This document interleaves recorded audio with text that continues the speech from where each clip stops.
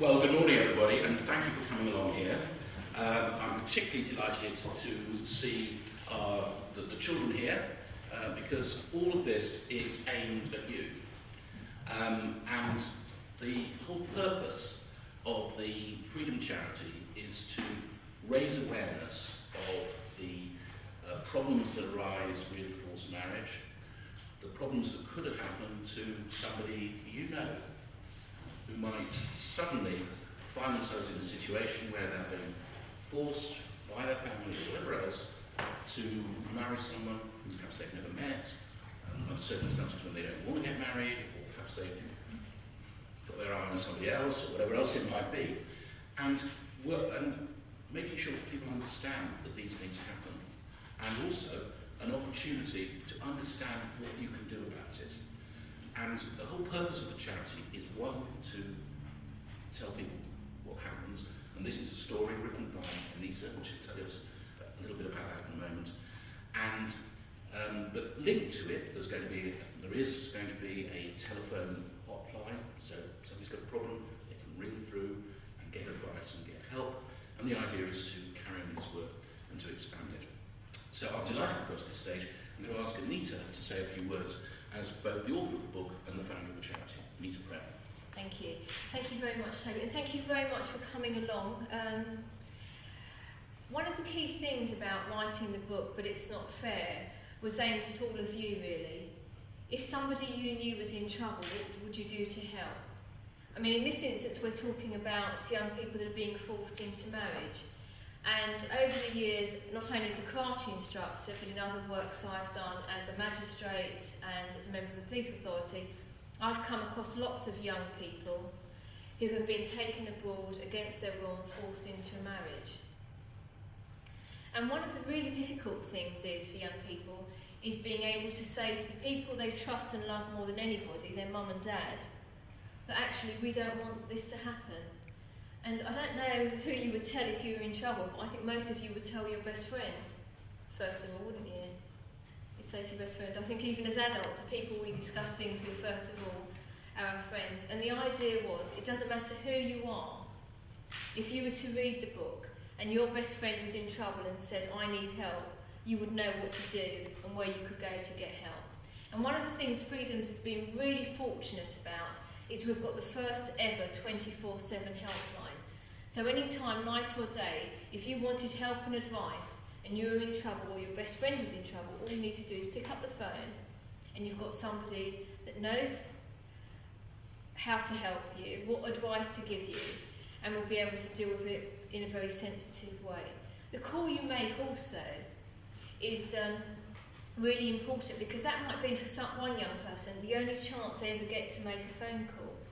I've got an example of a young girl who had one chance to make a phone call, and she phoned the police at the time and said, I think tomorrow my mum and dad, I've heard them speaking, are going to take me on a plane and I'm going to be forced into getting married. Now when she made that call, unfortunately the police officer concerned took it kind of seriously, but thought, well, they phoned up the Foreign Office and the person was out of hours and said, well, actually I'll call them on Monday. Monday was too late, she'd already been taken abroad. She was married on a Sunday evening, and she was forced to consummate that marriage. And it was an absolutely horrendous situation. And we realised as a charity that one phone call that somebody might be able to make may be the only chance. So it's very important that when you tell somebody you're in trouble, it's dealt with and listened to correctly. So that's why we've done it. And it doesn't matter what nationality you are, where you come from in the world, you will be the person that can make a difference to your best friend. It happens to boys as well as girls. Lots of boys are forced into marriage, and not many people talk about that. And so it's really important to us that everyone gets a copy of the book and knows what to do if they need any help and support. Thank you. Well, thank you very much, Aneeta.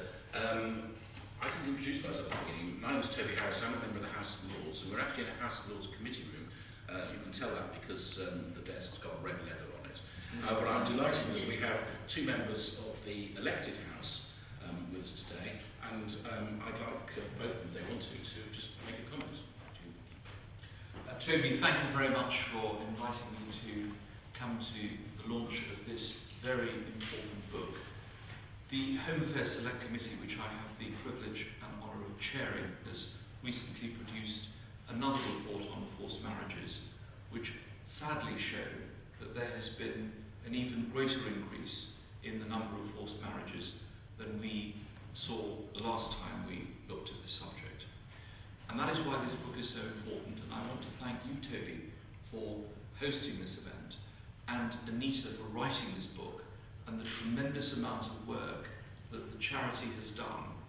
Because all too often, and we found this during our inquiry, we tend to focus our attention on the agencies, whether it's the Foreign Office or the Entry Clearance Officer who makes the decision whether or not to grant the visa to the person who applies from abroad, or indeed the police. I'm glad to see Simon Foy here today, and I commend the work that has been done by the Metropolitan Police. But for people like Richard Fuller and myself, we know that at the end of the day, the people who really matter are the victims, because this is not a victimless crime, it is the children who are the victims. Lives have been ruined forever, and it is vitally important that we therefore address their concerns. And this is the kind of book that can be read by young people. It's not a pamphlet from the Home Affairs Select Committee. It's not a fact sheet from the Foreign Office. It's not a briefing note from the Metropolitan Police. It is something that is straightforward and simple, put in very simple language. And here is just a little passage from page 128. When Abby is told that the men in the country where she's going to marry them are really good looking, they all look like models, she replies, Abby doesn't care how he looks. Don't you get it? She's only 15. She wants to be at school and to have some freedom. She doesn't want to get married.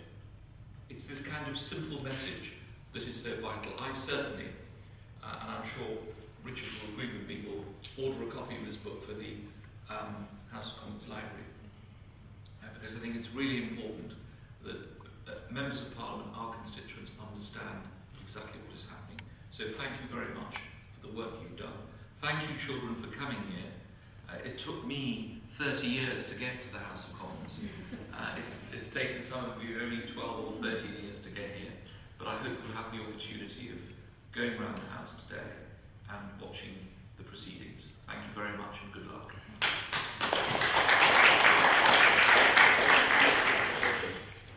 Toby, Keith.